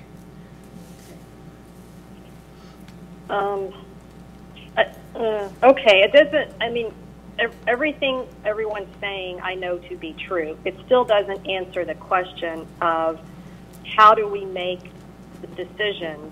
And I guess what if you think about how Board Member Beckham always is questioning the bond and the long-term spending, it's the same kind of line of questioning for the capital override.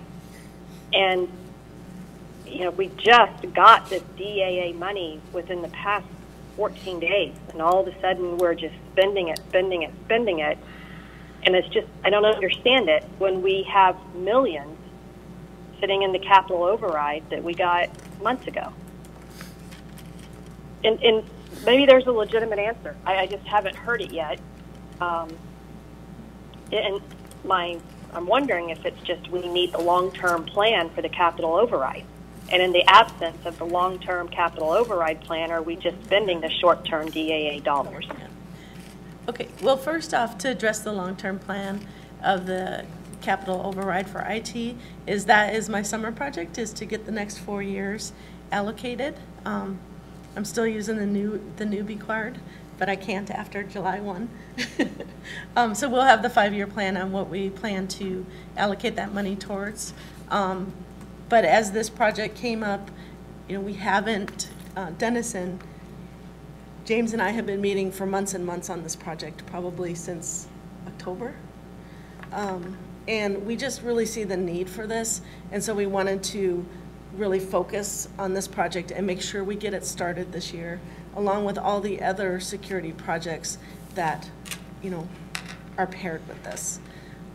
It's just such an important issue in our schools right now. So are you saying then that in order to get this project going, you needed more money than was originally allocated for this year, and that's why you're asking for $80,000 from the DAA? Yes. Yes. So that's because there is no 5-year plan for that capital override expenditures and what you're going to purchase. So in the future, you'll be able to come in and know what you need to buy, how many computers, what kind of networking support, and then other projects like this, and how that comes in capital override, and because you'll be more specific as to what you're buying, you'll have a better idea of the cost going in when you set that up, and may or may not come to ask for more help from the regular capital account. Correct. Okay. Board Member Hartman. Okay, so Board Member Hartman has to leave. Board Member Kirby. Board Member Hartman has to leave, so I want to make sure she had any other questions. Yeah, I appreciate that. I Sure. apologize, I do need to go. Okay. But I do want to just say that Debbie and James really appreciate your work on this. You have enough for a vote here, but I truly do support the upgrade and expansion of the video security system. I see it as a priority, and I appreciate the work, and I appreciate the summer project as well, but you have my support. All right. Right, thank you. Excellent. Thank you. All right, Board Member Kirby. Yeah, thank you. So I guess what I'm hearing then is, for example, Debbie's responsible for the capital override budget, and then Mr. Cook would be responsible for the transportation budget in the bond. So they own their areas, and then that rolls up to the overall number that Mr. Virgil manages. Is that how this is that the process by which this is working? Yes. Okay, that helps a little bit. So that and then the last question is, does DAA money, if unused, does it carry forward much like the M&O? Yes, it does. It goes into our capital reserve, and so it's available. It carries forward. We don't lose it. Okay, great. Thank you. And just to be fully transparent, and there are other sections besides IT and transportation that have parts of the capital override as well, instructional areas and so forth. So just to be sure that everybody understands out there that we're not just limited to the two examples that Board Member Kirby mentioned, but they are all laid out in the pamphlet.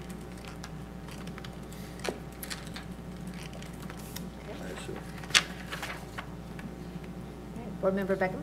So it sounds like, and Board Member Kirby, would this be your interpretation also, is that especially for the capital override funds and the facilities, although we know that you've talked with Dennis Rayler, that he's willing to give you the $80,000 out of his $750,000 budget for FY19. That's correct. But we're making the assumption that those funds right now are available in those budgets, because Dr. Virgil is confirming that yes, they are available.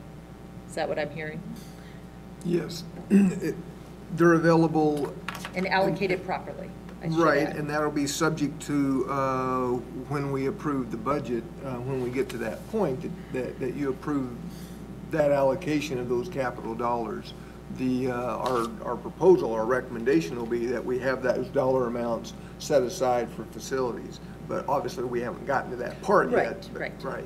But that's assuming that we get to there, then yes, they'll be in there. Correct. And then to Board Member Kirby's point, the capital override, and I appreciate you pressing the issue so that we now know we will have a long-term plan so that we will be able to see it as we go to approve other things, that it is within the budget, how much we actually spent, and that the funds are available. So thank you. Thank you for bringing that up. All right. So I put the agenda item back up with the amended so that you Thank can you. see that. All right. Any additional questions or comments? If not, then we would be ready for a motion. Board Member Beckham? I move that we approve the upgrade and expansion of video security system as proposed with the amendment that is provided on the PowerPoint at this time. For clarity, I noticed you have Phase 1, but we discussed that Phase 2 would be starting in July. Do you not need board approval because that's capital expense? Do you not need board approval for Phase 2? We're going to, I was waiting until next year's budget comes Okay. to you at the end of June. So we will have an item on that meeting for the Phase 2 got it. funding. All right, so we'll move forward and So we'll have that action item in June. So I'll just Just clarify. make sure we wouldn't slow you down. Okay. So Thank you. clarifying, this is just for Phase 1, then, which is the 323,154.38, of which 256,000 is coming from the bond and 67,000 approximately from the IT override. Is that correct? Yes. Can I mention that if you wanted to add Phase 2 in there, that, I mean, we do have the money set aside. He already gave it to Dennis in your budget, but, I mean, it's up to you. If you're comfortable back. with us doing that in June and we're not slowing That's you what down, it Yeah, would be that's probably what we more posted. appropriate to. We posted only Phase 1. Right, Yeah. perfect. So Thank you that's, for the I just want to clarification. make sure that you won't be slowed down and we didn't need to make an accommodation. Okay, so then that motion is on the table. Do I have a second? Second. Thank you, Board Member Kravitz. All in favor? Aye. Aye. Aye. Motion passes 4-0. Thanks. Thank you very much. Such an important topic these days. To do it. All righty, yes, unfortunately. I'd like to make a motion that we adjourn. Second. Thank you, Board Member Beckham. All in favor? Aye. Aye. Aye. Motion passes 4-0. Thank you all.